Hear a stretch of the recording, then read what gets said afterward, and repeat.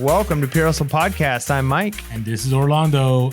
And this is part 2 of our BOLO Christmas gifts. That's right. And we're so glad that you're still with us. You're still watching the second part. There were some great BOLOs in that first part, right? There were. Now, we do have a couple repeat. We joked about that. But you know what? Maybe there's a little bit of a, twist to some of them. So, by the way, BOLOs, right, are still relevant. The ones that we just saw. So, check them out. And as we said in the last episode, always do your research because we got to be real. Got to be real and relevant. And reselling. So have a great holiday. Peace. Late.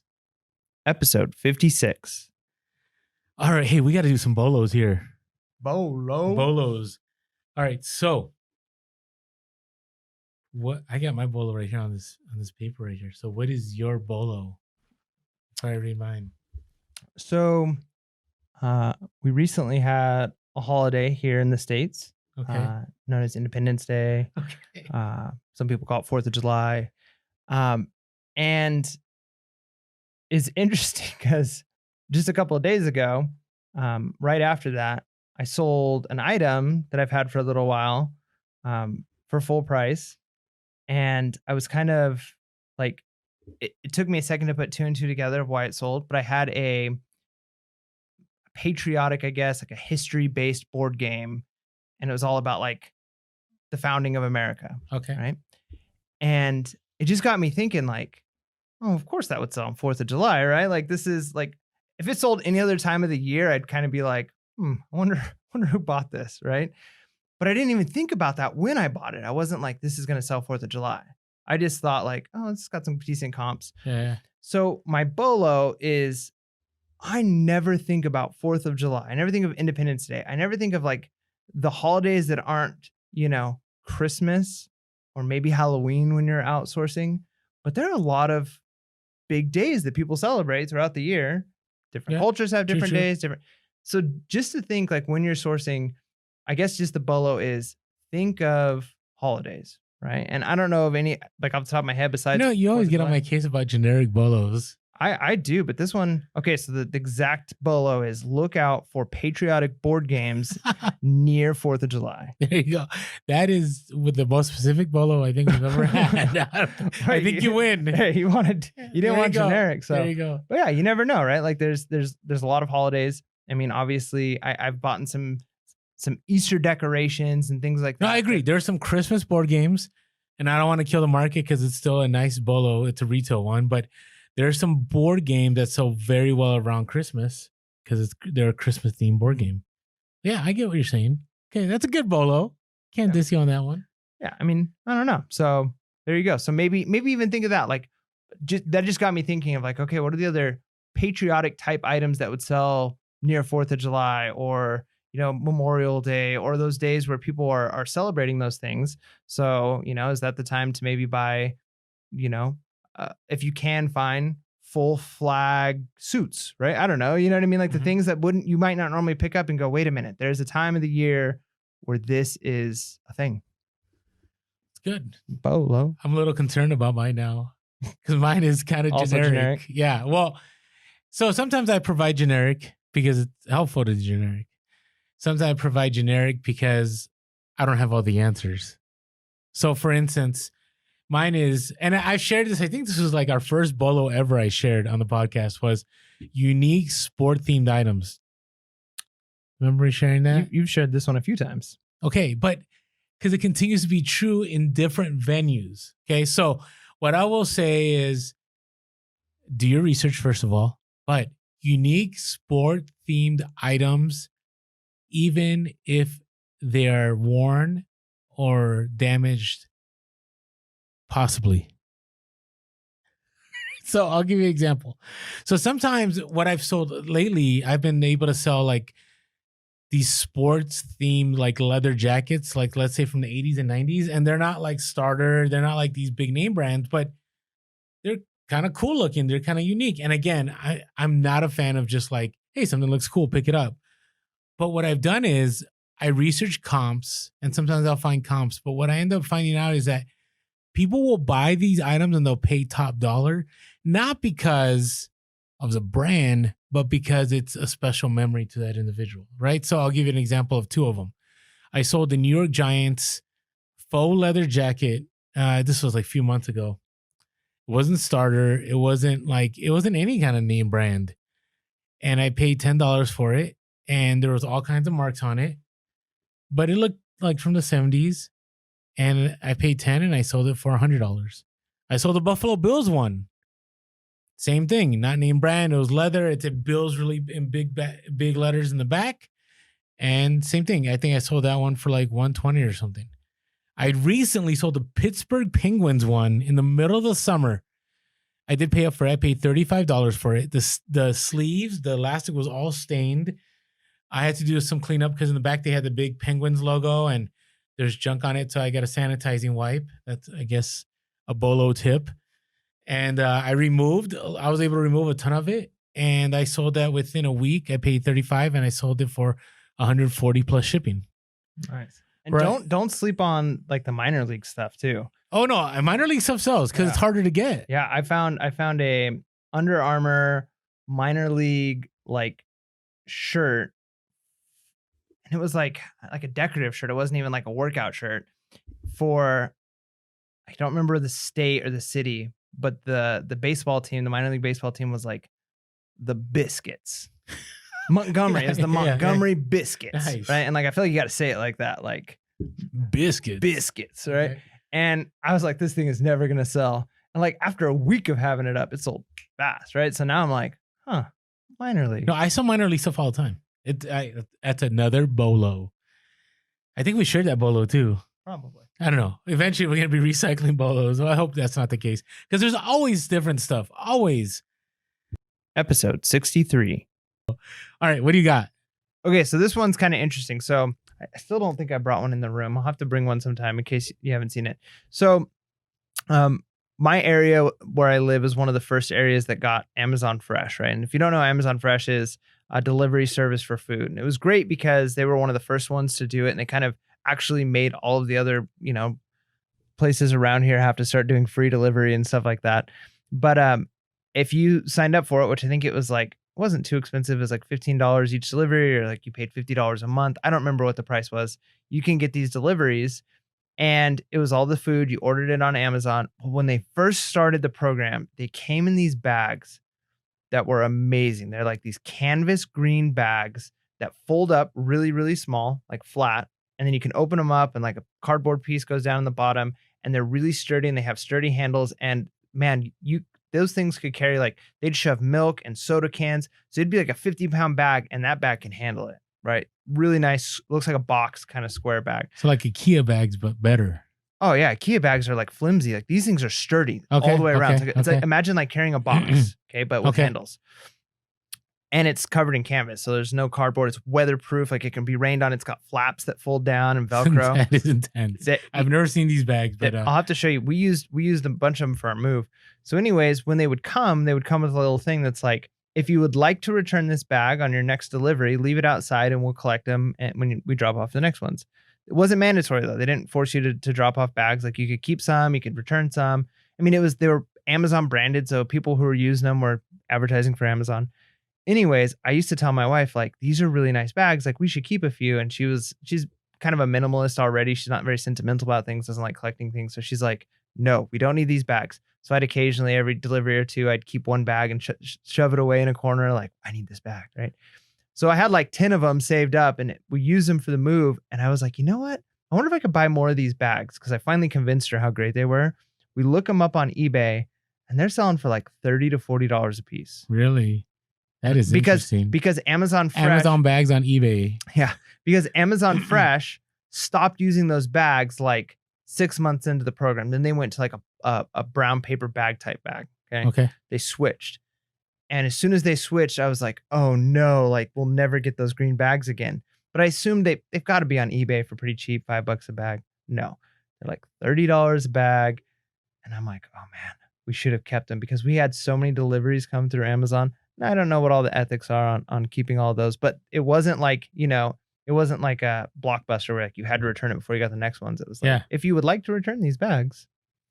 So that is an interesting BOLO. Yeah. So that's a good BOLO. The reason I say it's a BOLO is you might already have some sitting around your house if you had Amazon Fresh and you had those green bags, or you never know. Like if you're out and about at a garage sale and you see somebody's using one for something, you can potentially offer to buy a bunch of those Amazon bags. So you never know. You'll never know if you find them. They sell for quite a bit of money. And if you don't want to sell them, which my wife's like, we need to list ours. I'm like, these are too nice. Okay, so Mike's gonna hoard these Amazon bags. Yeah, but they're a functional thing, right? It would be like making you sell your rack system in your Okay, inventory. I get it. Yeah, because most of the stuff I have isn't functional. It's just stuff I like. Yeah. Okay, which I need to sell. All right. So my BOLO, and I want to go back to Christmas stuff just because right now, to me, is going to be the beginning of Christmas items really selling. I mean, they actually start selling in July, but you're going to see more of it. And this episode is dropping on July 31st, right? That's right. So, before August. I'm glad I know my months. You could just say it's dropping today because when they that is listen true. to it, That is true. It is already July 31st. So we always talk about Department 56, but there's two brands we have not talked about. And one of them is Fitz and Floyd. And you got to be careful with Fitz and Floyd. You got to do the research, but there's some stuff that's money out there. So, and the reason I say this, I haven't found Fitz and Floyd in a long time. So if things are harder to find, chances are they may be worth more. So I remember selling some nutcrackers that I paid $10 for 2-3 years ago from Fitz and Floyd. And I sold them for like $175 a piece, right? It's found on my garage sale, right? And I've sold like trays and I've sold a bunch of stuff. So keep an eye, but make sure, like with everything, to do the research. It's not like Department 56. Department 56, there are some pieces that aren't worth a lot, but for the most part, most of it you're going to make your money on, right? Fitz and Floyd, it's a little different. All depends on what you pick up, depends on you, depends what the color is, the design, the uniqueness about it. The other one is Christopher Radko. Have you ever heard of that brand? I haven't. So they make Christmas ornaments, and I just picked them up at an estate sale for $5 a piece. It was one of those estate sales, like the best ones are when nothing is priced. Then you can work out a deal, really right? do some wheeling and dealing. Yeah, so I walked out with some Fitz and Floyd. I walked out with some Radco stuff, and I paid I think $15, and I'm probably gonna make $150 on everything. So it wasn't bad. But keep an eye out for Radco stuff. It's it's pretty easy. It's gonna say Radco. Okay, so now the ornament itself should on the bottom say it kind of like with Fitz and Floyd, but sometimes they don't if they're older, but I've sold like all kinds of ornaments. It's just been so long, and thrift stores do not have these items, and I don't know why, at least in San Diego. Could be because they're sending them to auction. It could be because maybe people in the area aren't, donating those items. But, I find that most of those items, the Radco and the Fitz and Floyd stuff, I find at garage sales. So Hey. that's the BOLO. That's good. Episode 67. That's another one. All right, BOLOs. What's your BOLO, Mike? BOLO. I feel like this is the Disney themed episode, but I'm using Disney as an example, but it's not the specific BOLO. So we've talked a lot about books as being something that's like a good way of getting into Amazon. One of the things that's challenging when it comes to eBay with books is when you go to garage sales, you don't always find like the really good textbooks, right? But there's always so many books. My BOLO is don't sleep on or don't pass up big book sets, right? Okay. So if it's a one-off book, if it's just a bunch of kids books or a bunch of romance books or a bunch of young adult books or whatever it is, and they're just one-offs, you're probably not even worth looking at them, right? But if you can see like, oh wow, they've got like 20 or 30 books that are all like bound the same and kind of together in a clump. I have every time that I've kind of looked at a group of books like that and I picked it up, I've made a lot of money. An example is I picked up a set of, I want to say it was like 30, it was close to that, of Disney bound, like hard, I don't even know what you'd call them, but anyways, they're like paper books, but the board books for the outside. Okay. Little kid books. And it was a set of like 30 of them. And I think I only paid like $4 or $5. And I just sold it for over $50. Okay. Right. And media mail is so cheap when you're selling a big set like that. Right. So if you're at a place and you see, maybe don't ever pick up just one Twilight, right? Or just one Game of Thrones, or just one. Is there any value in Twilight anymore? No. Or was there ever? I don't know. Probably Okay. not. But if you see a set, right, like a single Harry Potter book might not be worth it unless you're like collecting sets. But if you see a set, the entire thing complete, that is a BOLO. I passed on a Harry Potter set today at the estate sale. Did you? I mean, I honestly don't know whether or not Harry Potter's doing good, but now that I think about it, I probably should have picked it up. yeah, I mean, sets do well. Like people want to be able to buy all of them at one time and be able to get knowing that all the bindings, because when you buy on Amazon, yeah, you can get cheaper, but sometimes you're not guaranteed to get like the exact same type of binding, right? Like It's true. you get one paperback and then the next paperback is like a slightly different publisher, done a little differently. And then on the shelf, it doesn't look as good, right? And kid books are a great example, right? So if it's, preschool books or, the old, teaching kids to read, if it's a set of like 10, 20, 30 of them, maybe it's a set of like Nancy Drew books or Hardy Boys or something like that. It's worth looking at and seeing what they go for in a lot, right? What does a lot of 30 or 40 Hardy Boys book go for as opposed to Hardy Boys books go for money, I think. Yep. So that's a good BOLO because those are the ones that people pass over all the time. Because you're just so used to books not being it, right? Unless it's like, oh, that's a textbook. But if you see a bunch of them together, bound together, take a look. Look it up. It's worth the time. Okay, so speaking of Disney, I think this is like a Disney themed episode. Yeah, we should title it something about Disney. So today at the estate sale, and this happened in the last few weeks, anything that's Disney collab, it's worth a second look, right? So for example, today I picked up a bunch of Disney John Deere figurines, right? So if they were just Disney, if it was just Mickey on a tractor, wouldn't be worth as much. But if it's Mickey on a John Deere tractor and it says John Deere, it's worth more. I had a relative. They were more country, I guess the best way to describe them. And he asked their little kid, there was like a toddler, "What's your favorite color?" "John Deere green." Like very specific. Anyways, I just thought about that when he said John. That's good. Now we're telling jokes on John Deere green. All right. Oh my goodness. All right. So other like Disney and Vans. If you ever see Vans shoes that are Disney, they're money. I remember I sold a pair of Jungle Book Vans that were dirty, and I paid $6 and I sold them for $50. I've sold, ones that had all the wicked like witches, Ursula and all that. Those sell for right now. I think they're on eBay, the Vans ones, for like $80 to $100. Right. So keep an eye. Disney and Rain Spooner. That's a given. Have you ever come across a Disney Rain Spooner? I have not. I rarely come across Rain Spooner. So those are money. Now, some are more money than others. I forget what the guy that's behind Pixar, but he was a big collector of these. And so I remember at one time, those shirts, if you got one that was, let's say, Wreck-It Ralph, or if it was, I don't know, Ratatouille, whatever, not Ratatouille. Ratatouille made some money, but, some of the like Cars, the Disney Cars Hawaiian shirt, that's Rain Spooner. Those are money. So look for those Disney collabs. Not all of them are money, but they're worth taking the time to research because you never know what you have in front of you. That's good. So that's my BOLO. I like it. Episode 71. All right. What's your BOLO? This is a terrible one. I got a bad BOLO. Why? How can you share a terrible BOLO?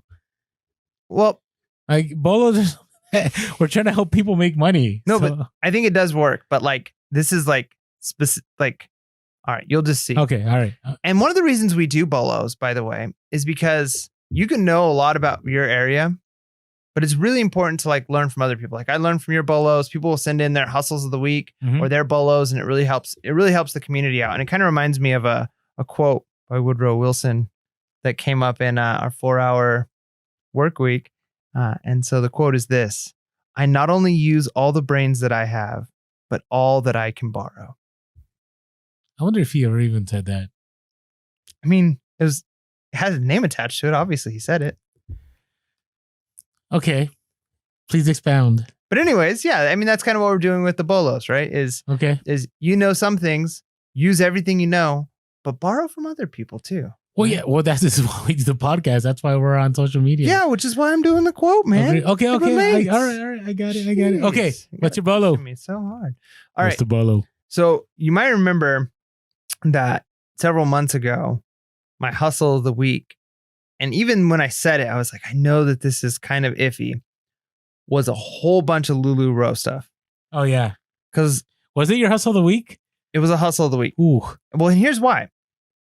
I know, I mean, anybody who followed the LuLaRoe thing, like it had a huge spike and then it fell off, right? Like total pyramid scheme. And the sad thing is a lot of people got into it. In fact, my wife and I, several years ago, we saw like this thing being a thing and it was like, oh, how much does it cost to get in? And like, these are like, it was really popular. Like people were selling it like crazy on Facebook, Instagram. People couldn't keep stuff in stock. And she was explaining it to me and I'm like, look, I just don't feel comfortable. Like I'm totally okay with us starting up a business. And we talked about it and she's like, yeah, this probably isn't right for us. But it was expensive. It was close to tens of thousands of dollars to like really get enough supplies and to start your own thing. But a lot of people got into it. And I was at a garage sale and there was a person who was clearly a LuLaRoe like seller. They were an affiliate or whatever you call them and had several boxes of this stuff, all new with tags. And I bought it all in bulk for like 50 cents an item. And they've been a consistent selling item. For how much? Very low, like $10 to $15 per item. But here's the thing. I bought like 40 some items in one go for like basically pennies.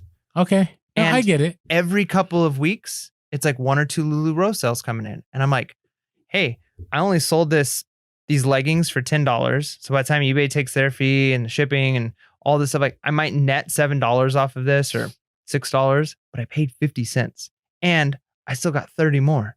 You know what I mean? Like, so there's these consistent sales. So the reason why this is a BOLO is not because this is a hot item, but because there was a market for a time that I feel like it's almost like the fingerlings, that there have got to be a lot of people out there who've got boxes of this stuff, new with tags.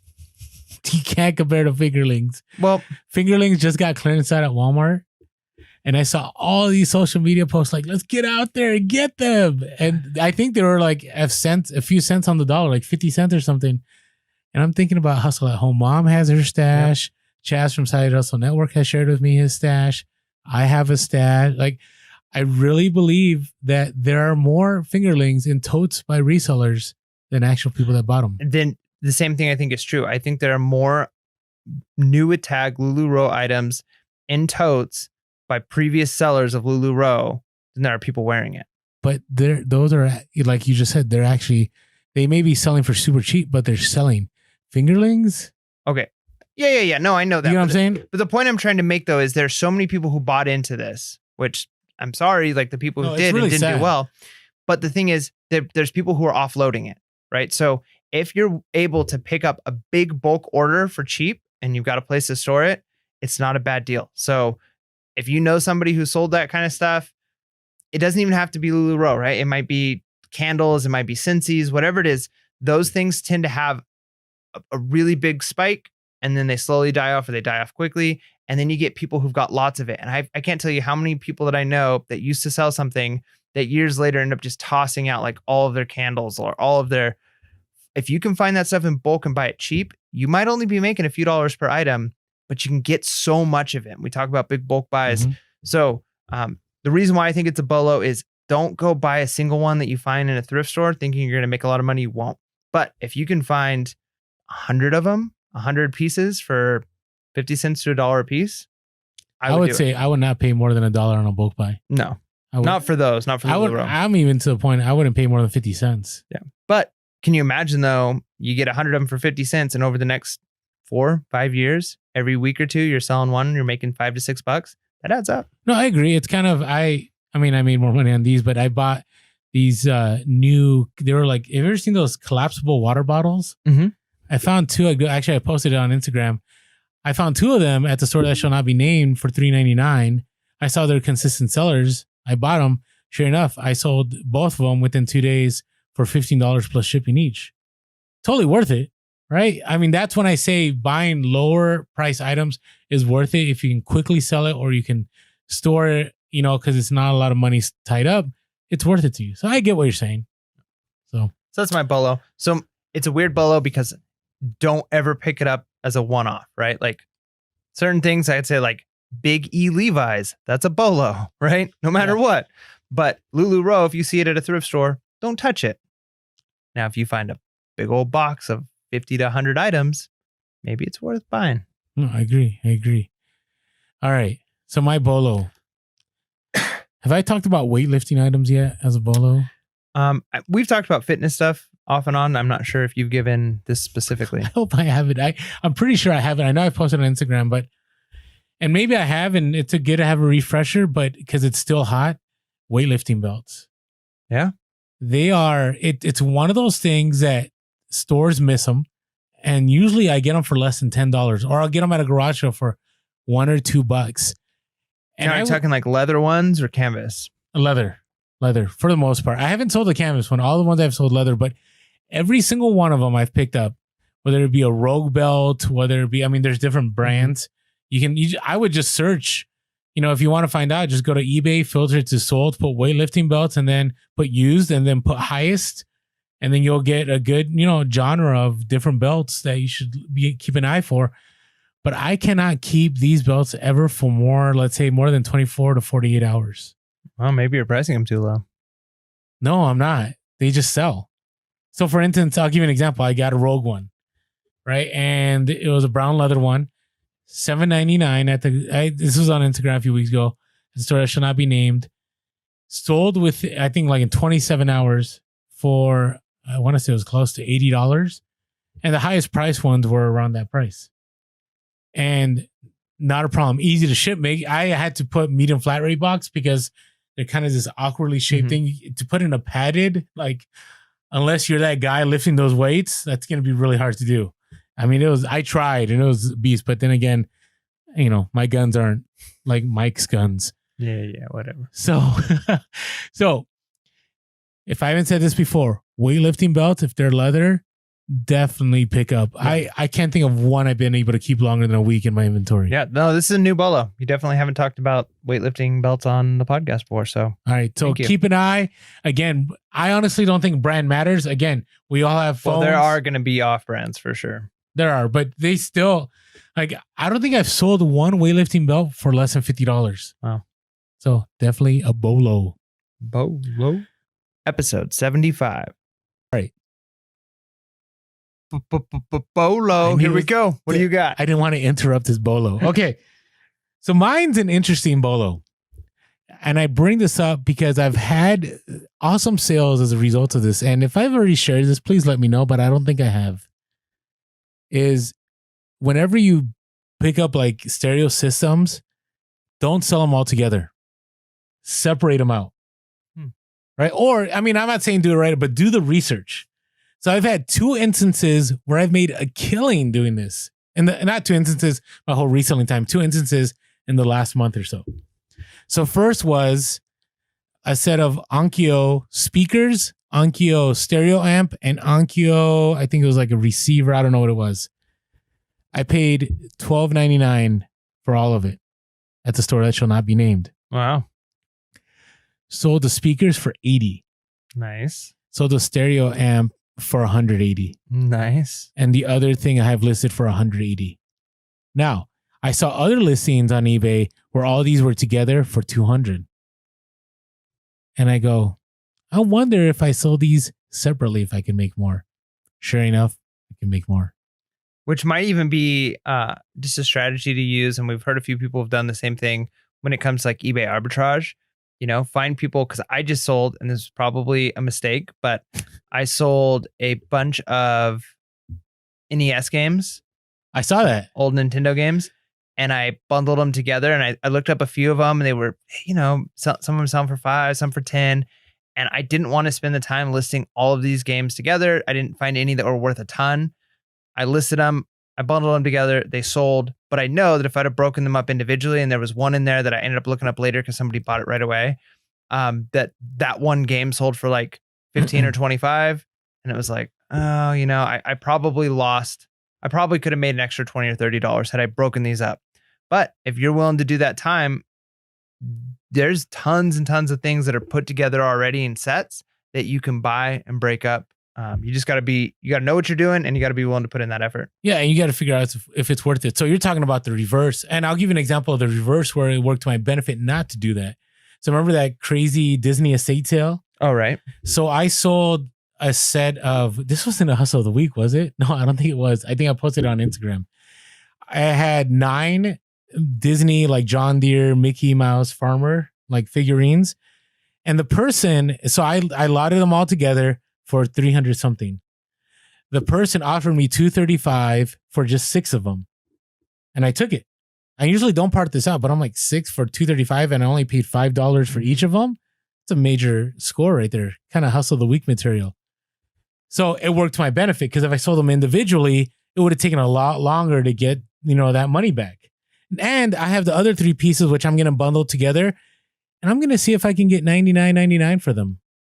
Right. And in the end, that whole time at the estate sale, I paid $300 for everything. The monorail I picked up, these pieces, a bunch of other Disney stuff. So in reverse, it works. Now, the other thing I sold, this is the other reason it's a BOLO is, and do you remember those huge tulip stand Bose speakers? Yeah. And so I picked those up for $150 at a estate sale. Now, they all come together. So you have the tulip speakers, you have, I don't know, what do you call it? Equalizer. And then you have the center channel speaker. So I had seen people on eBay had sold all of them together for like $400, $500. I decided to part it out. I sold the tulip stand speakers for $450 plus shipping. I sold the center channel speaker for about $100 plus shipping. Then I sold the equalizer for $212 plus shipping. Nice. So again, separated it out. Yeah. And I can give you story upon story, with remote controls, I've done that and other items. So BOLO is not only look out for that equipment, but look after you buy it to see, hey, is it better for me to just sell these all separately? Now, if you're trying to make the quick buck, it may be worth it to put it together and sell it all together. But if you're trying to make more money in the long term, it may be worth it to you because sometimes, somebody's equalizer might have broken and they don't need the speakers, or somebody has the equalizer and they need the speakers, and vice versa. So yeah, because when you need just an individual piece, you're not thinking of, well, I could buy the whole set, and this is, you just need that piece. So that's my BOLO. That's good stuff. Good. So mine, believe it or not, is a synthesizer. I remember you mentioned it earlier in the podcast about an hour or so ago. Yeah. But anyways, the reason I bring this up is because I find at thrift stores all the time, there's almost always a keyboard at almost every thrift store you go into, right? And 99% of the time, it's like Casio, right? Which there's some good Casios, but you got to be careful. Yeah, very few. Like Casio, for the most part, unless I'm totally wrong, they tend to be cheaper. You just think of the smaller. Actually, the smaller ones are better ROI. Not that they sell for more, but the ROI is better. Really interesting. But yeah, so Yamaha, if you can find some Yamaha keyboards, usually there's some money there. Typically, those tend to be more like piano style. But if you don't know the difference between a keyboard and a synthesizer, the way they look, do a little bit of research, because almost every synthesizer that you find is going to be money, right? And they look especially now. Yeah, they look very similar to keyboard, and especially because keyboards have a lot of the dials and knobs and stuff on top now. It can be difficult to tell the difference. But once you can spot the difference between a synthesizer and a keyboard, most synthesizers are worth money. And so there's a brand of synthesizer, one of the most popular ones, it's Korg, K-O-R-G. I've seen those. And Korg is one of the top, like if you go to concerts and you're seeing like bands performing, like they almost always, if they've got a synthesizer up on stage, 99% of the time it's Korg. If it's not Korg, it might be Roland. There might be a couple of other brands, but I was so shocked to find today in a thrift store a Korg keyboard, right? Like a Korg synthesizer. Nice. It's something I never thought I'd see, but it's one of those things where I wonder how many times people pass them up. I mean, because this was an item that it was 50% off because the tag had moved down, which tells me even at the full price they were asking, it was a steal, which tells me that it has been in this thrift store for probably a week or two and nobody picked it up. Probably because majority of people see it and it's like, it's just another keyboard. And that'll never happen again because you just shared it. I just shared the Korg. Just messing. Nah, I mean, I've at this point have spent hundreds and hundreds of hours in thrift stores. I've only seen one Korg keyboard. Yeah, that's what I mean. But just in case you ever see one, check it out. Might be worth picking it up. This one's cool. It's actually a vocoder too. So I don't know if you know what that is, but it's got a microphone that you can attach to it, and you can like talk or sing into it and then actually play the keys, and it changes your voice, and you can like make your voice all robotic and do weird stuff. Taking it old school. It's a trip, man. So anyways, check it out. Korg. If you can find one of those. I don't know if I could sell that. If I had that, I would keep it. I know my wife, when she saw it, she's like, you are way too excited about this. You can't keep it. It's so cool. Maybe we should like do our a whole intro episode. Our intro music with Welcome that. to Girls. Oh my goodness. Okay. Episode 79. Do we have a bolo? Bolo. Bolo. Are you...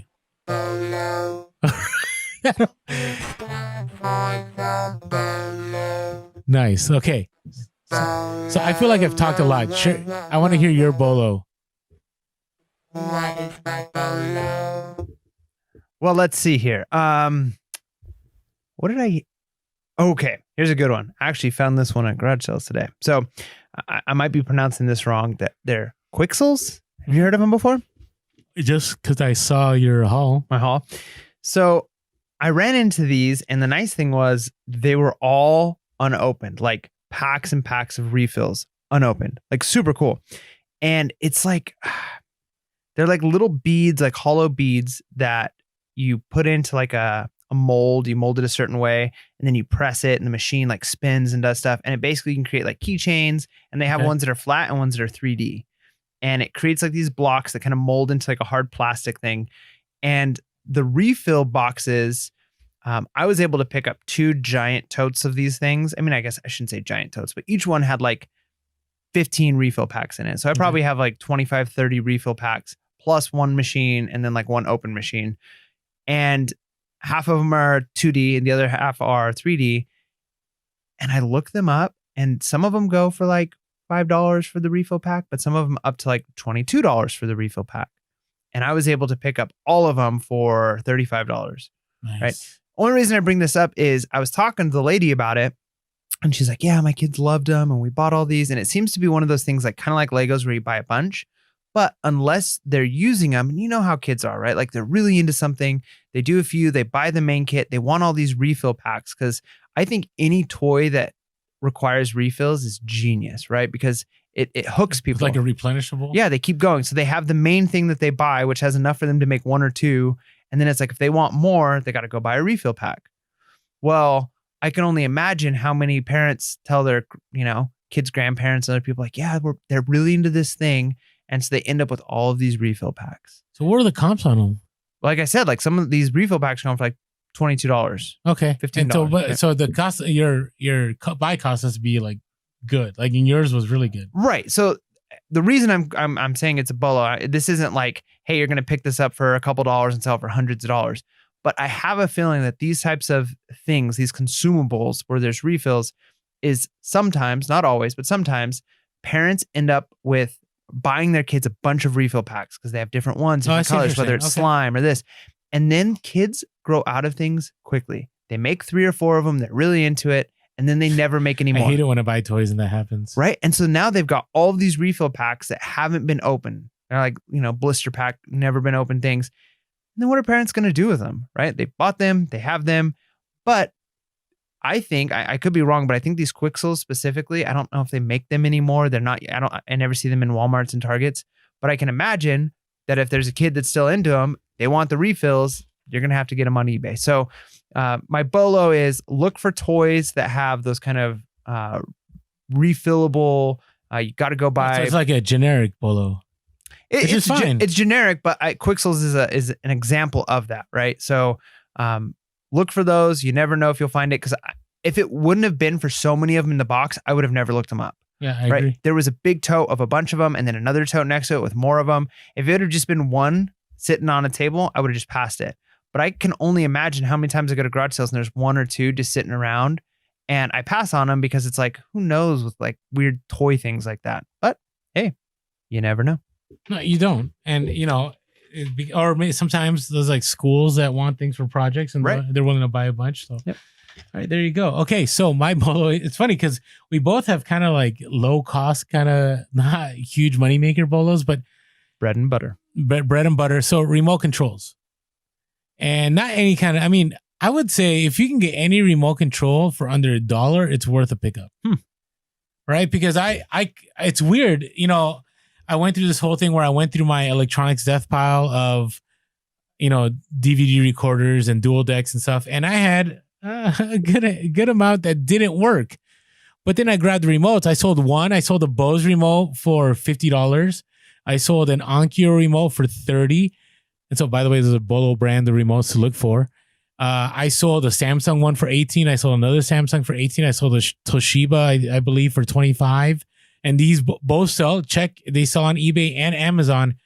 But remotes, I mean, sometimes I see them at a thrift store and there'll be a whole, and I used to do this back in the day, and I kind of stopped doing it, but I think I'm going to go back to doing this, where you'd have these bins just full of remotes. And I remember I would pick these up and I would resell them. And I don't know why, but I just stopped doing it. Maybe because I felt that it wasn't worth my time.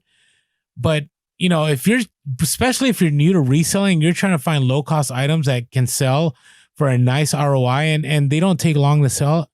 It's the remotes. So again, Onkyo is a good one. I just shared Bose is really good remotes. And you got to think about, these are things that people are trying to replace, right? So even if you go to a garage sale and you pick up a dual deck with the remote and the dual deck doesn't work, you can still make money on it, right? Especially if you picked it up for $5 or $10. So definitely keep an eye out for remotes. If you see them at a thrift store and you see a whole tote or a whole bin, it may be worth researching something. And eventually what happens, you get an eye and you don't even have to research. You know what remotes are good money for you. So that is my BOLO. Yeah.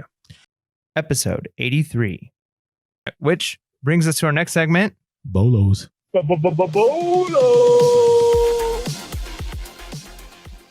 Let's play that one more time. Yeah. Oh, you want to play it again? One more time. All right.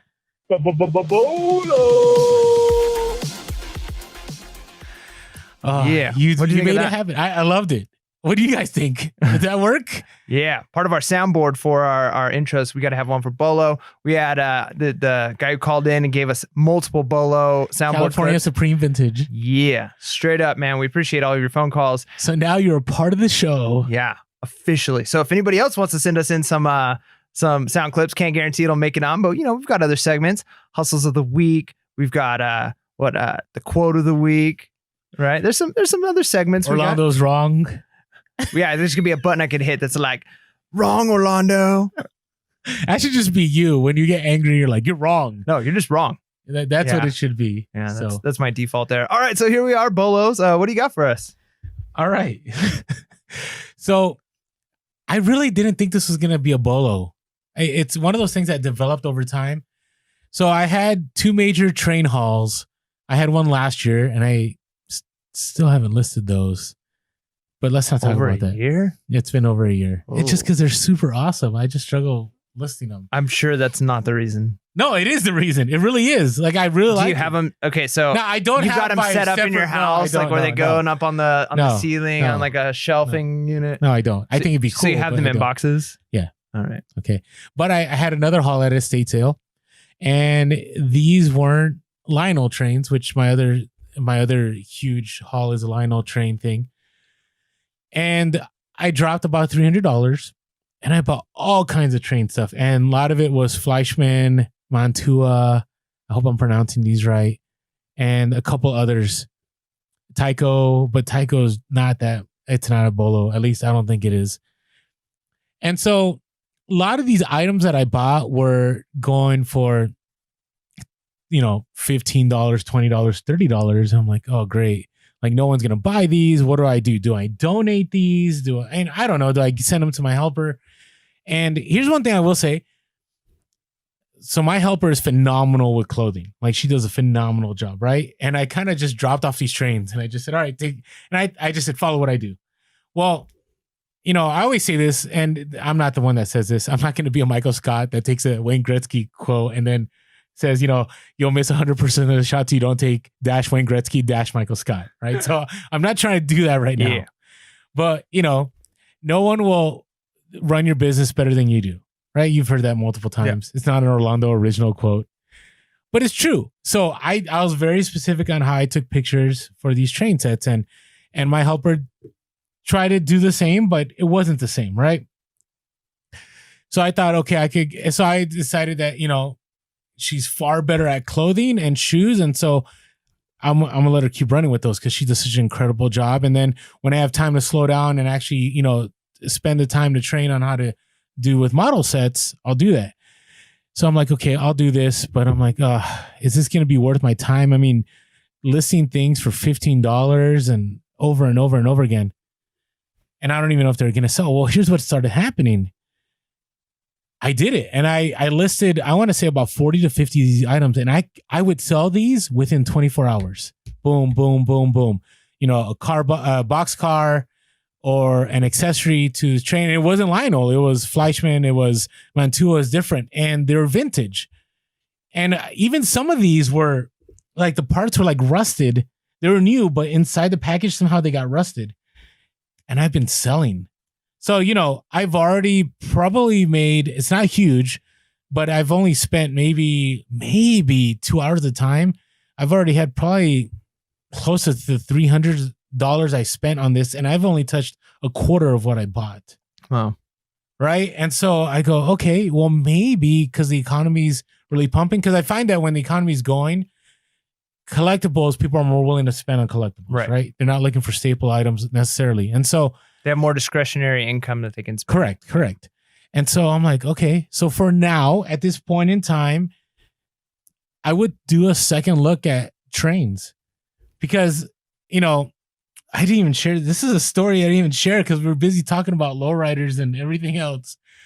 But, you know, I went to this other location and they've had, every year I've gone, they've had trains galore. Wow. And I never buy them because I'm like, it's a waste. Yeah.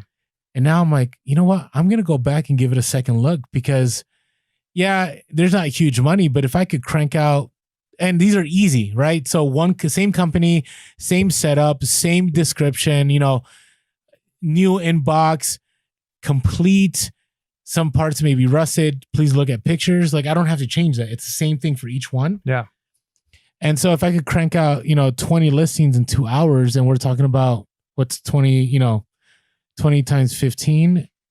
I don't know. Do the math there. $300, right? I mean, it's not huge, but it two things it'll do. It'll keep your consistent sales. That algorithm going. Triggers the algorithm. And the other thing, it's once I sell these, the chances of return have been 0. And actually that part that I talked about, the global shipping, it was a thing I wasn't going to list. It was an engine switch or something. It was a little locomotive.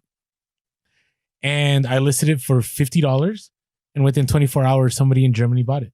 Nice. And they paid the shipping on it. So just take a second look, you know, because you never know. There may be, and don't think it has to be big dollar items. Maybe these could be smaller dollar items that you could put in your store as kind of like the loss leaders. Yep. That's good. That's good stuff. And I think too, that just goes back to anything that's a hobby. It takes a lot of learning. Learn to know what it is inside that hobby that sells, and it's a new niche to break into. But trains are one of those hobbies that it's a tried and true. It's not going anywhere. There's always going to be, you know, train enthusiasts. And so spend a little bit of time. I bet you within like 5 hours of watching YouTube videos and reading articles, you'd probably be like 80% of an expert, not an expert, but like enough to like go out and buy and be like, oh, I've heard of that brand, or oh, these things are good, or these, just put in the time. That's a good one. I think trains is one I see often at garage sales and just don't know enough about, and it might be worth taking the time to learn. Yep, that's good. So before we started this, I actually talked about doing bookshelf speakers as my BOLO, which I'll actually probably use another time. But I thought about something because you were talking about trains as a hobby, and I was thinking of hobbies that I'm into. And I've talked before about like different nerdy board games and miniatures for different games.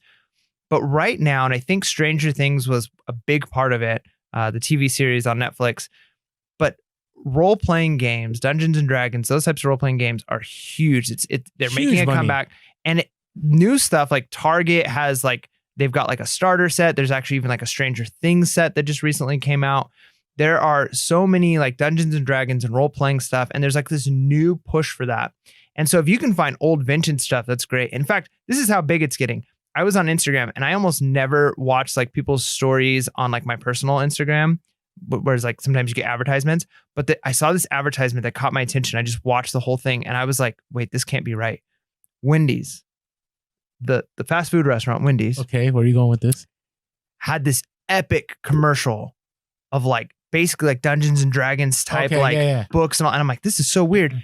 They started an RPG Wendy's, the fast food company, started, and it's a 96-page book that you can get, a tabletop RPG, and like you're like fighting the evil overlord McDonald's in this beef world, and like it's legit epic style. And I'm like, if fast food companies, if Dungeons and Dragons has gone so mainstream that fast food companies are using it for marketing, that means we are at the brink of like a new wave of Dungeons and Dragons and that kind of RPG stuff being big.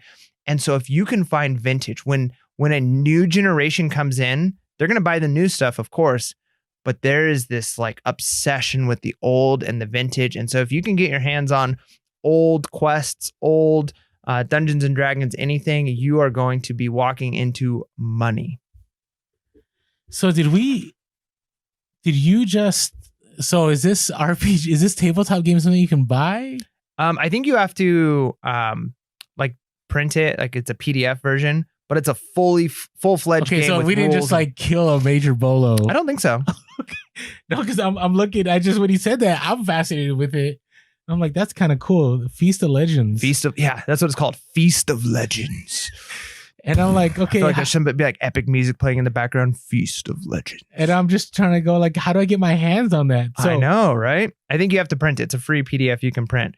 But if it takes off good, I'm sure. Go. So I'm clicking on the link right now, and it says you can get everything you need right here.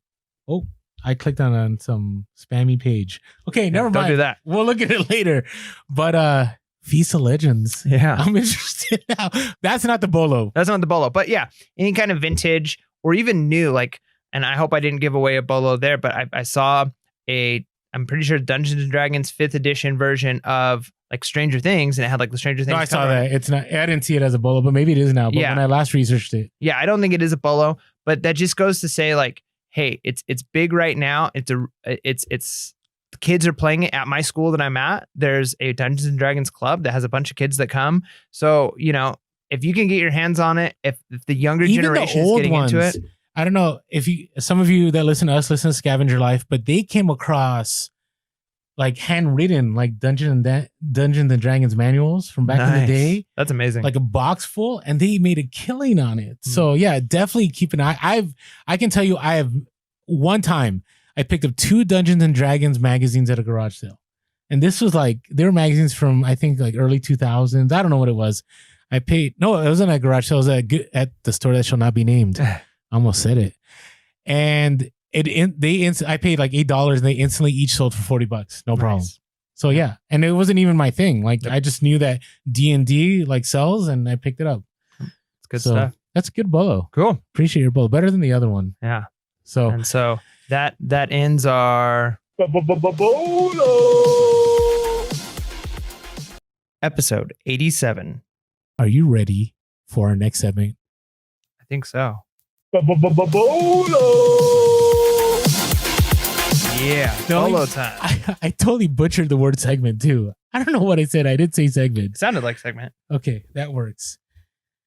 All right, what's your bolo, Mike? All right, my bolo. So this goes back to the tested item, not really tested, but just pretend tested, but hopefully really tested item. And I don't know if you've heard of this brand before, and maybe I should have because I like vintage audio, so I could just be like an idiot for not knowing this. But there's this, I saw this speaker set, like a home theater set. Yeah. And the brand is, I think it's Denon. Oh yeah, Denon. Denon sells. All right. So I see this speaker You got to be set. careful, but Yeah. Well, I mean, I did the research. I looked up this specific one. And there's a home entertainment system, and it was the receiver and the sub and 2 speakers, like 2 satellite speakers. And I paid $80. Like I paid up. Now I get a 10% discount because I'm a teacher. So, I got a little bit of a deal there. But the nice thing with this is this set is selling even individual pieces. So just the receiver, just the speakers, just the subwoofer is selling for more than the $80 that I bought it for individually. So no matter what, I'm going to make my money if I separate it out. Now, if I bundle it all together, it's even more. I saw some people. Now, one of the comps that I saw, I'm not sure if it's real. Like, you know what I mean? Like, but there was one comp for just the receiver piece, because a lot of them that I saw were just speakers, just the receiver piece for $449. But It was a bid, right? So I don't know if it's an auction bid. It only had one bid on it. So I don't know if somebody just like jokingly bid it and didn't pay. Yeah, and it's hard to tell. because it doesn't tell you now. Yeah. The other thing is, I do find that people that buy through eBay's global shipping program, since there's no other way for them to get it, they're willing to drop good money on Put that things. kind of money on. Yeah. So, hey, if it's possible for me to get that kind of money, I'm going to be ecstatic. But either way, it was a brand that I'm not used to seeing. I don't see it very often. But when I saw that the comps were really high on this specific unit, it just made me think like, hey, here's one more brand. 'Cause I'm at a point now where I almost don't even look at speakers just because there's so many that aren't worth money. And you can spend a lot of time looking at them. But of course, we know like Bose, right? I know Polk Audio. Polk Audio is great. And now I've got one more that I can look for and say like, ooh, I know this sells. So that's why it's a BOLO. Still do your research because some, there might be some models that aren't worth anything. But if you find the ones that are worth, it's at least worth your time to do the research, And I'll add to that, bookshelf speakers to me are some of the easiest flips, right? Because they're usually super cheap at the store that shall not be named or wherever you source them. And then they're easier to pack, right? Because they're usually like 2 speakers. You got to just bubble wrap them. And you may need to float the box depending on, the kind of speakers and the covering on them. But you can usually, it's not as heinous as a huge set of speakers, awkwardly shaped speakers. They're usually just rectangular or square, and it's pretty easy. Yeah, I have this Polk Audio, like this super awesome Polk Audio sub system that like you can attach directly to like other speakers. Like it's this really cool thing. And I got it for, I think I paid like 30 or 40 bucks, and I think I can get like 150 for it, but I don't want to ship it because it's so big. I'd probably lose in shipping. My ROI would be really low.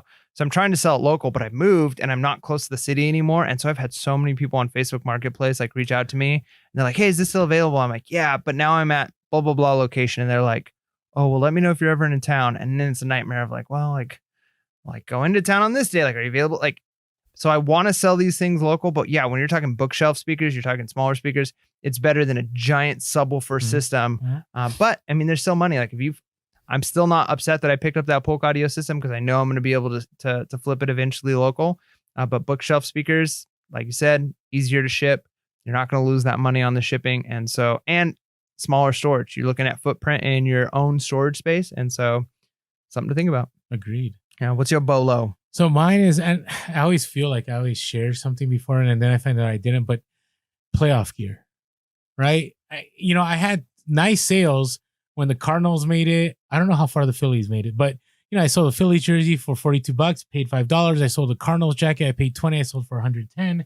I sold some other Cardinals gear. I mean, you got to pay even if you're not a sports person, it doesn't hurt every once in a while to just, Google a certain, sport like Major League Baseball or NBA or whatever it is, or, if you're near a sports bar or whatever, just to pay attention because you never know when you have certain items that are going to sell for money at a peak. And that's happened to me sometimes where a certain team makes it to the playoffs and something that's been sitting forever sells. And I'm like, yes. Or I priced it too low because at the time of the comps, it was at a certain price because the playoffs, they went up in value and then I lost money. So keep an eye for playoff gear. It definitely, makes sure. I remember when, the Cavaliers were in the playoffs. I remember when the Lakers, I remember when all these different teams, the Warriors and so on, I was making good money. But so what happened is when those teams were started making in the playoffs, I raised my prices and I still made money on those items. So it always, always pays off to pay attention to what's going on in sports. Yeah, I don't even watch sports, but yeah, it's one of those things where you never know why certain items sell, right? So like if a new movie comes out and you're not paying attention, it's like, oh, wait a minute, why did that? Oh, they came out with a new movie that's connected to that. But yeah, that goes to show like you could have made more if you were paying attention. You raise your prices because when demand goes up, if your pricing is still set for when demand was low, you're going to lose out. So that's kind of just even a reminder to be aware of what's going on in culture as much as you can. Follow the trends because you might have items in your store. You're like, oh, sweet, that sold. But you actually lost money because you could have made more if you understood what was happening. Yeah, and there's a sweet spot, and for an example, I think I shared this, the Playmobil movie came out back in, I don't know, August or September, and I was selling a ton of Playmobil, but I thought I could sell it for more now, and so I listed some things too high, and then it didn't sell. So, right, so you got to find that sweet spot where you don't get too ambitious with your price, but you make a little bit more. So just be aware. So that's my BOLO playoff gear. Episode 91. And it's time to move to even more exciting things. BOLO! I just do the head nod. You do the drop bows on them. That's right. BOLO. Oh my. Can't believe you went through with that. Yeah, why not? Okay, I've talked a lot. I want to hear your BOLO. All right. So you have talked a lot. I have talked a lot today. I'm sorry. Not in a bad way. Like I'm not like offended by it, but it's okay. My voice has been able to rest, which is nice. Well, good. So my BOLO is I was at a garage sale a while back. I actually went with my wife. My wife and son came with me, and they would just drive me and drop me off. And I think I mentioned that. And I don't think I mentioned this item though. So one of the first places we stopped at, I jumped out and I looked around. I didn't see anything. And then as I'm getting in the car, I saw like in the corner some like signs. And I'm like, oh, I know signs sometimes do well. So I like got back out and I looked, and there was an Interstate 5 sign, right? Like a sign that would be on the freeway. And this thing's pretty beat up.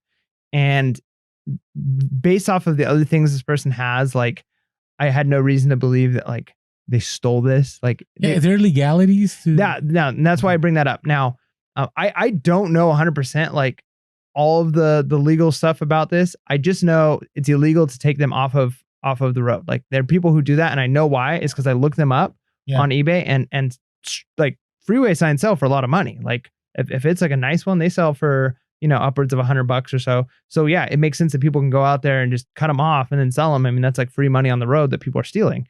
But this guy, I mean, I asked him about it. I'm like, oh, how'd you get this? And you could tell by all of his stuff, like he's like a construction worker guy. And he's like, yeah, I was doing a job and they were, throwing them away. So I picked one up.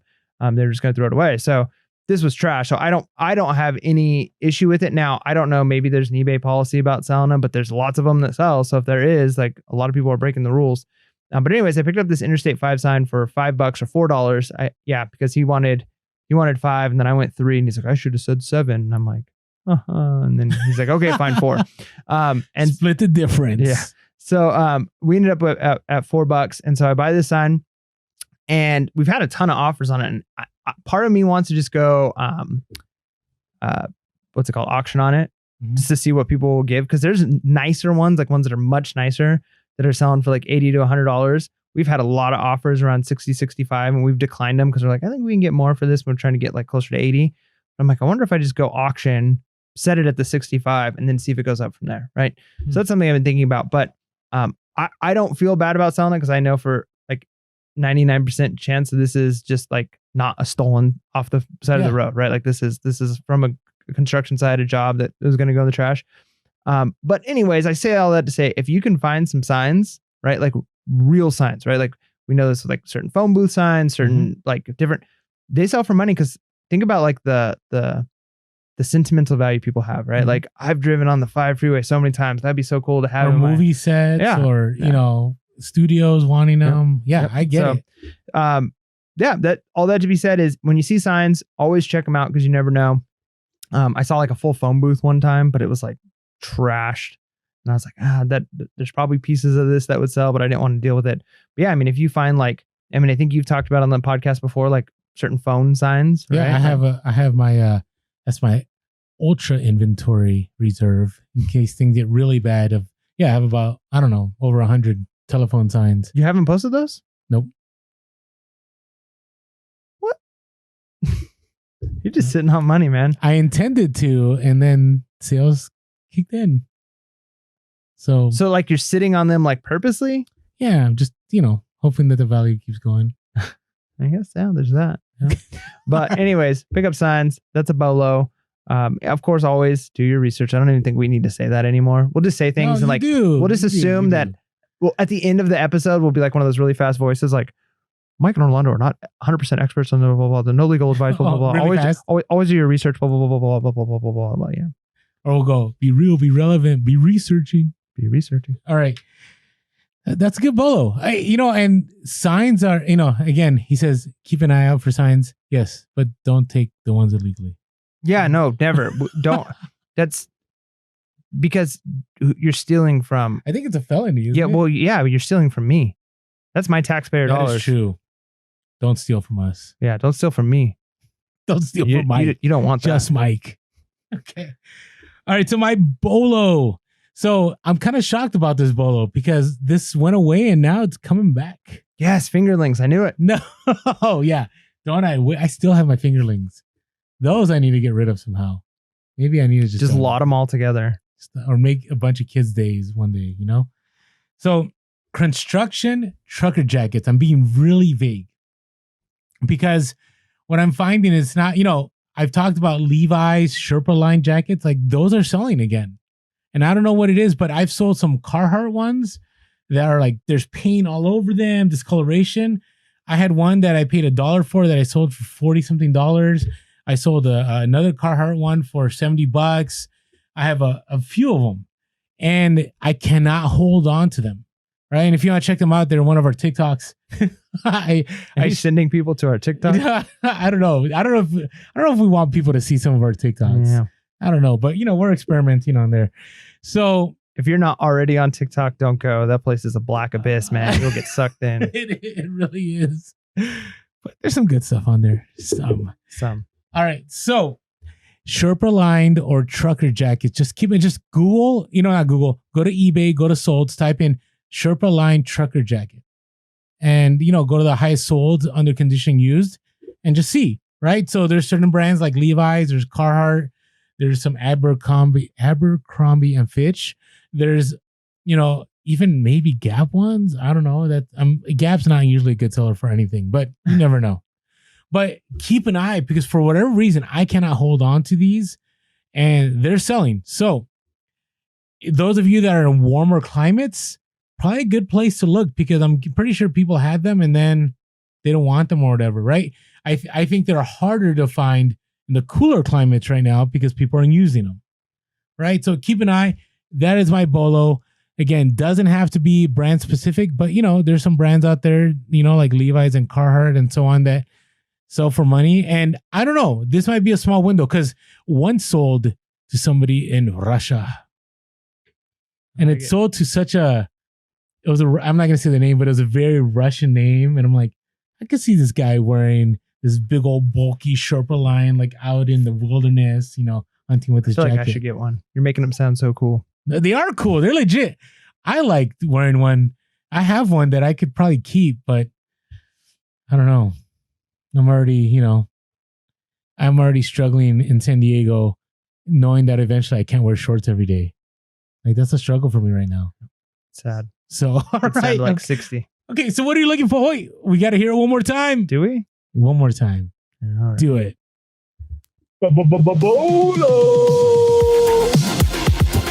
Episode 95. We're ready for one of your favorite portions of the podcast. And I think we need to play that one more time because I interrupted that. No, it's good. We don't have to keep playing it like 10 times every episode. I love it though. All right. So what's your bolo? All right. So my bolo goes back to my interaction today where I admitted that I was a reseller and it kind of worked out in my favor. So one of the things that the guy came to me and he showed me were these stuffed animals. And I don't normally do plush, right? He's like, you should check these out. And I'm just like, first I'm like, I'm going to look them up for this guy, right? Like, because he's being nice to me, like, I'm just going to he's watching me look on my phone. So I'm like, all right, I'll look these things up. And then he starts talking to another person. So I'm like, okay, now I can really look these up to see what they're worth. And the name of the company is Boynton. Have you heard of that? Boynton. And they make these stuffed animals and he's all, there's 4 of them here. You could lot them together. And they're like different. Like one of them's an elephant and it's named Harry Elefante. And then there's like Edgar, which is like a sad hippo. And then they're pretty good sized plushes. Okay. And there's 4 of them. And I think it was either 2 or 3 of the 4 sold for close to $50. Nice. One of them, there's no solds for, but there's some listed at $20. Another one, there's some listed at $20, but in the past it had sold for 40. So there's 4 of them, and at least 2 of them consistently sell for almost 50, and one of them may be around there. So I'm like, all right, so I at least want to pick up these 2, right? So the guy comes back, I'm like, well, yeah, these are pretty cool. How much would you do for them? He's like, well, if you do all of them and you have to take all of them, $10. Wow. So this is almost a hustle of the week, not necessarily a bolo, but it's both. Yeah. So, I mean, the brand is a good brand. Like, check out this brand if you see them. They're kind of cool. They're like stand up tall plushes, and they've got like a tag that has a funny kind of clever name on them. But they sell for decent, like $50, plus shipping, or close to 50 plus shipping.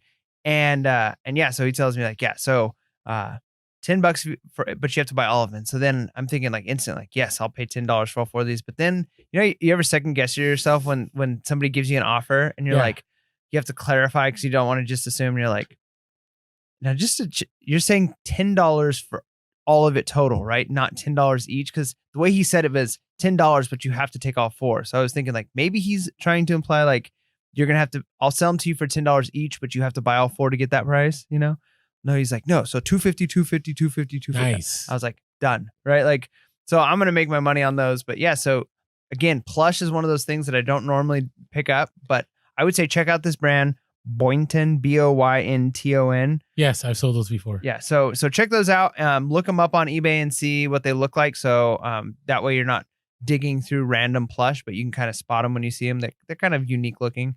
And then and they sell. They're worth it. Nice. It's a good bolo. That's my bolo. You're pretty good at that. So, all right. So mine is I turned a terrible scenario into a win. This sounds like a hustle of the week also. Well, kind of. So do you remember when I talked about I sold the Lionel trains like a boat? Yep. And the box, and the guy was upset with me because the sticker was on there, right? So anyways, the guy was being whatever because I listed it right after I got it back. Within probably 30 minutes, it sold for $50. Nice. Okay, so obviously it wasn't that big of a deal. Yeah. Okay. Now it was for $15 less than I originally sold it, but not that big of a deal. Now, it got me thinking, I go, the guy made a big deal about the box, right? You know what? I have some extra Lionel train boxes. And then I, at the same time, son of a seller, remember he was on our interview. You should check out his interview if you haven't. He has a lot of fascinating stuff. He had sold some old Nintendo console boxes and some Genesis boxes for money. And so it had me thinking, I go, what if I just listed these extra boxes that I have? So I listed a bunch of these boxes at like $19.99 plus shipping. Boop. Right? So I'm like, who knows, right? eBay, you can tell. And some of these boxes were like a flap was torn, and some of them had the price tag like the other guy didn't like. But I'm like, I wonder if people are looking for these. Sure enough, today, a guy bought a train, a boxcar, and then bought 2 empty boxes for $10 a piece plus shipping on each of them. Nice. So not a major bolo, but those are boxes. Now it makes me upset because I accidentally tore a box like a few weeks ago. I'm like, no, like I'm still going to try to sell that box. But, I'm not saying be on the lookout for empty boxes, but collector stuff, you never know. Yeah, no, but if you do a bulk buy and there's extra boxes that are left over, or maybe it might be more profitable for you to sell the box and the item separate, right? Because you don't know. So anyways, I got a few more boxes, but man, that was my train haul that I paid $260 for everything. I've made well over $1,000 already on that haul. Nice. So anyways, be on the lookout, not only for empty box for trains, but all kinds of items, because it may be worth it to you. So that is my bolo. Episode 99. And now it is time for BOLO.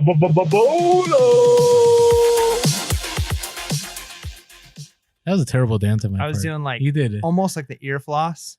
Is that what it's called? The know. ear. Mike is. If you're listening to podcasts, he has his fists up, and it's like he's putting a towel through his head. Yeah. Or remember the movie?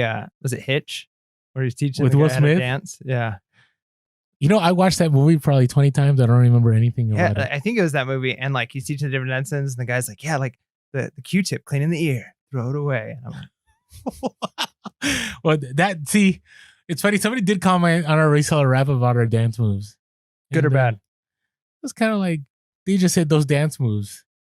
So you take it. I would say there wasn't much dancing in that video. It wasn't dancing as much as just like straight up, straight hustle moves. We were.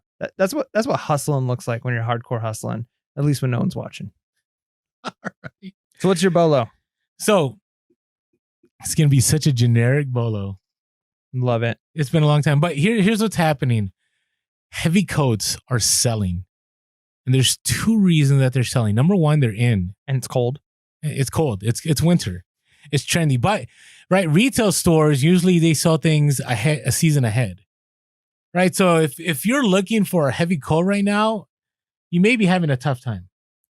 Right. But if you have those heavy coats, and especially if you have those heavy coats that certain people are looking for, you're going to be able to sell them. Right. So right now is the time to get them up. Right. Because by the end of January, everybody already has their jackets or their coats. But right now people are looking. So I've sold some nice ones, and I shared this on Instagram. Do you know there's a difference between shearling and Sherpa? Is it? I don't know. I don't know. That's good. You know, all right, that's good because I didn't know this, but I had sold those trucker jackets that are Sherpa lined, right? Sherpa is like fake wool. Okay. Shearling is the fresh wool off the sheep. It's the 1 day, and so those go for more money. Right. And I didn't know that. And I've been selling, I sold a shot shearling jacket for over $100 or maybe $100. I sold the Sherpa one. Sherpa sell for close to 100, but those are selling. I've already talked about this as a bolo, but man, puffer coats are selling. I just sold a puffer coat that I paid $15 for. I had to wear that one on a plane from San Francisco to here because it wouldn't fit with all the other stuff I sourced. Nice. It was worth it because I believe I paid 15 to 20 and I sold it for $150 plus shipping. Yeah, it's worth, sweating on an airplane because you got 7 layers on. It was pretty rough. But I will It's too bad you can only wear 1 pair of shoes at a time, right? That is true. Maybe, unless you get bigger sizes. I don't, but I will tell you, coats right now are definitely selling. So if you haven't had a chance, I know that's super generic, but you got to look more for the super warm coats. Now, remember, they are going to take a lot of, space, right? Because to put those on a hanger, it's pretty bulky. Right. But I will say I've been selling some coats and I'm kind of surprised at, what they're fetching because I bought them and I go, this was the one I sold was an Averix and I didn't think Averix was the brand, but the fact that it was a heavier coat with a hood, definitely worth it. So I know that's pretty generic, but I think right now is a sweet spot. If you haven't listed those, and we do list things year round, but if there's ever a time to list them, it's right now. So anyways, keep an eye. I like it. My bolo is, kind of generic too because it's not a specific brand, and I've talked about fitness equipment before, especially when it comes to the beginning of the year, and you might be able to pick it up now at a good price. But one thing that I've noticed, and again, you got to be careful. You got to do your research. Don't just buy something if it's not worth it. But I do really well on used fitness trackers, so different Fitbits or different GPS watches, even old models. Like your watch is something like that, right? Yeah, my watch it's just a Garmin running watch. It's a nicer one, but this one it's probably 4 or 5 years old now. So it's technically a smartwatch, but it's not as interactive as an iWatch or an Apple Watch or whatever they're called. But what I've noticed is a lot of people who are into running, they have a certain model that they like, and they're willing to go back to that model, pay less. They don't want to necessarily pay up for a model that's got all these functions they don't need, or they've got similar functions, they just cost more. And I've found a lot of GPS watches, fitness trackers, Fitbits, those types of things, body bugs, whatever there are, at Goodwills and Salvation Armies. And a lot of times they're still in packaging. People will keep the packaging, put the stuff back in. And what I've noticed is you can buy, and a lot of times I get them, and the older ones, the batteries aren't it's not rechargeable. Some of them you have to actually put in little watch batteries. And so once the battery dies, people are like, well, I'm done. They get rid of it. Well, I bought a pack of batteries of different sizes, those little watch batteries that I use for different camera equipment sometimes. So I'll replace it. And I've even replaced bands. There's one, the band was pretty gross. And so I went on and I bought a third-party band off of eBay for $2.99, put a new band on it, put a new battery in it, and something that I paid $8 for, plus a battery, plus $3 for a band, I was able to sell for $60, right? So not a lot of work. And people, if they like a certain style, they know it works, they know it fits, they like the way it looks, a lot of times people will go back to it. I noticed this even with shoes. We talked about this with somebody on an interview, is people have certain models of shoes. They might not like the 2019 edition. They like the 2016. That's the style, the look, the fit, it feels better. It's the same way with certain equipment like that. People like certain watches. People will pay for the same model that they have and like instead of buying the newer upgraded model. So something to think about. I think I see them often at thrift stores and Goodwills, and you got to be careful because it might take a little bit of work. So you got to realize like this might need a new band, it might need a new battery, but if you're willing to do that, people will pay for something that's familiar, right? Because there's something about that. There's something, if I were to get a new watch, I might upgrade to the new Garmin running watches that they have, but I really like this one and I can go on eBay and probably buy this one for used for a fraction of the price of the newest one coming out, right? And so there are a lot of people who are like that. And so my BOLO, as it were, is just because it's old Garmin, old running equipment, doesn't mean that that's not what people are familiar with and like and might be willing to pay for. You know, if there was a contest for who had the better BOLO, you definitely won. That was really good. What do I get for winning? The satisfaction of winning. I did it. I can retire now. But that was great. I don't think we shared that one. And I will say, whenever I find used Fitbits or anything, they sell pretty fast. Mm-hmm. I mean, I can't hold on to them for more than a week. I wish I could find more of them. But that's a great BOLO. And the battery thing, we talked about with Grant Cardone, the unfair advantage.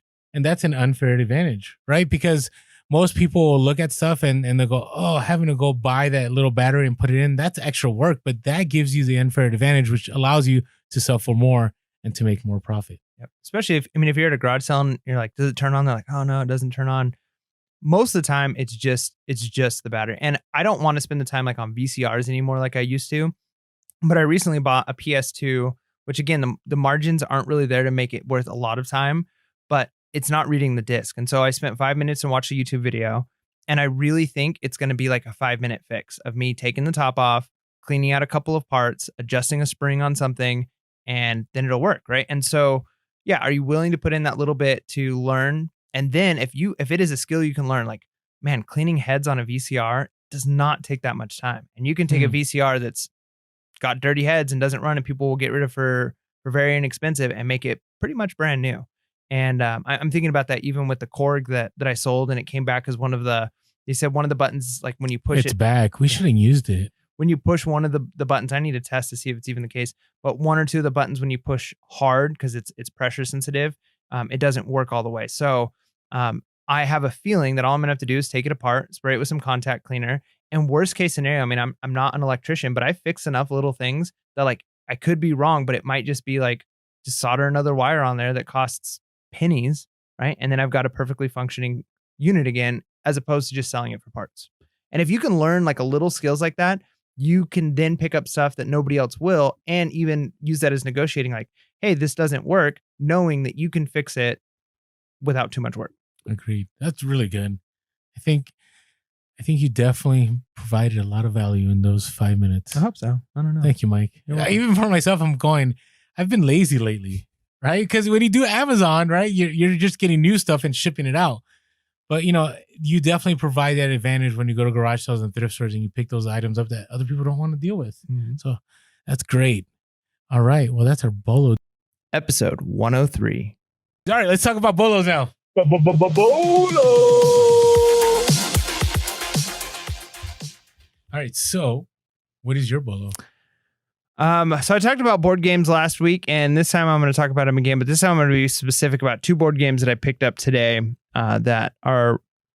they're good because I've seen one of them before. I've picked one of them up before. Another one I've never seen before, but I got 2 of them at one stop. So, oh wow, it's one of those things where sometimes you see old games and it's like they're just not worth anything, and you got to do research.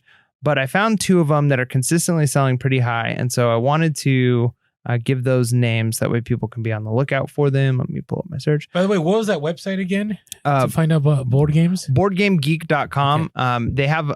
They call it their hotness list, and it's like the top 100 games.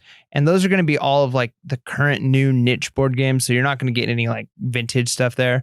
But if you look through like a handful of them, you'll get an idea, or even that's going to give you the best of like the really, really niche stuff. And you'd be surprised, like so many of those games, like if you look at like board game number 1 and board game number 2, most of those aren't selling on Amazon. Like you can only get them on eBay or like random hole in the wall stores. Like they're not put out like crazy. So if you find one, it's worth picking up because they sell for a lot on eBay, because oftentimes it's the only way people are getting their hands on these types of games.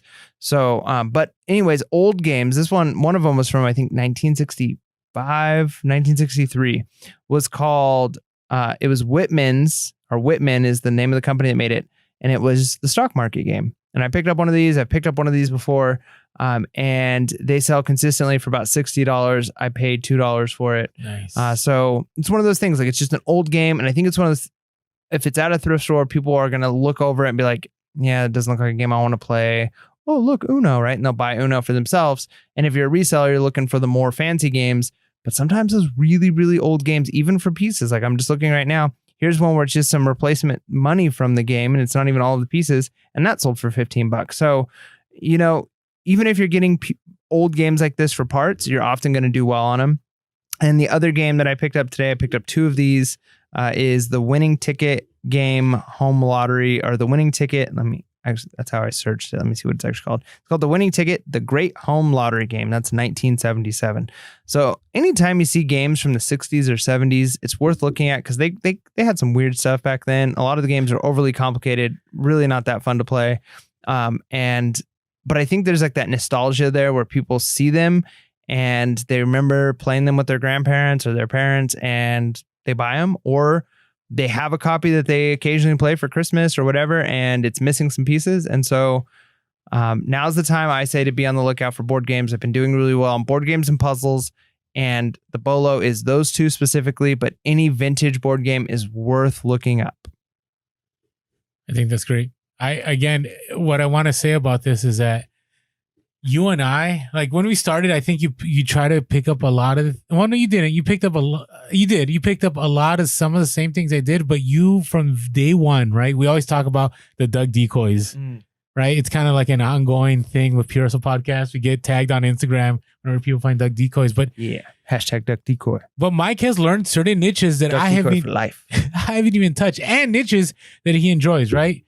So I'm a big Harley guy. I don't even drive a Harley, but I love Harley stuff. I love picking it up. I can tell you, what's vintage, what's not. I'm not an expert by any means, but I've sold a ton that I think I have a pretty good knowledge base, and, Carhartt and stuff like that. But Mike really hasn't delved into any of those things. Now, he'll pick them up because he knows there's money. I've got some Harley boots, but I don't really enjoy listing them, searching for them, haggling for them. Yeah, where I'm the other brother. So I just want to encourage you that part of the BOLO is find a niche you really enjoy, because I think you'll be more willing to resell those items, and you're definitely going to improve your profit margins. Because if I looked at the game that Mike just looked at and I've been to the same store, I would not have picked it up.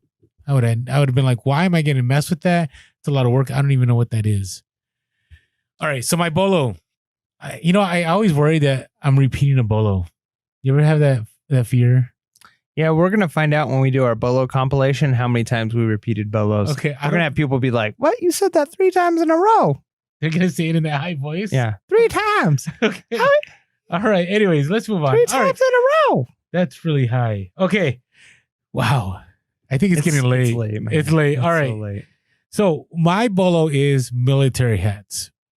So let me explain what I mean. I don't mean like uniform hats. I mean like snapback hats that have like a certain squad or a certain ship that people are on. And the reason I say is that those are consistent sellers for me.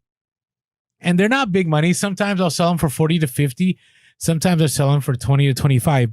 And they're usually overlooked. Like a lot of people don't think much of it. And they just, they don't pick them up because they don't think, they think that starter hat's money, which is true, or they think this other hat. But when they look at these hats, they're generally not sold by a big company. Sometimes like Eagle Crest is the main one I see, but that, who knows what Eagle Crest is, right? Unless maybe you're in the military, But I'll give you an example. So 2 of the recent ones I sold. So I sold one. It was an Operation Desert Storm hat. And all it said was Operation Desert Storm, and it had the eagle on there, and it sold for $25. Probably picked it up for, I want to say 10 cents. Okay. I sold another one that was like the USS Ronald Reagan. I think I said that right. And that sold, for about $30, right? I've sold plenty of those. So it's usually like a squadron, or it's some kind of, ship or whatever it is that brings people together, whether it's Air Force, whether it's Navy, and people want those for memories, right? Because they're a part of something. And so just something to take a look. And it's been pretty awesome because I've had people contact me and say, hey, I'm so glad you found this hat. I was looking for a hat just like this to, you know, complete my other hats, or I was part of this. I fought in this war and I really want to wear that hat. Thank you so much. And so, you know, keep an eye for those hats. Don't dismiss them. Do your research, but be aware that sometimes there may not be any comps. Like this Desert Storm hat that I sold, there were absolutely no comps about it. It was just, you know, no comps about it. I like that. That should be a shirt. No comps about it. It should be a shirt, but there really wasn't. And so to me, I always like those BOLOs that people overlook. Like it could be 11 o'clock in the morning at a garage sale and everybody went after the really easy ones. And this one they didn't go after. Now, I'm not going to say that this is going to be a quick sale. You may be sitting on it for a while. And here's the other thing I want to add to it. If it's worn, generally no one cares unless it's like destroyed. So for instance, right now I have one that I'm pretty sure is going to sell pretty quick. It's a Wolfpack. It says Wolfpack hat. It's a Navy helicopter anti-submarine squadron that people were a part of. And I'm pretty sure by the time we do another update episode, I'll share about how this sold. Just because I haven't seen it anywhere, it's unique. And maybe one of the listeners is going to pick it up right now. But anyways, be on the lookout for those hats. And that's my BOLO. I like it.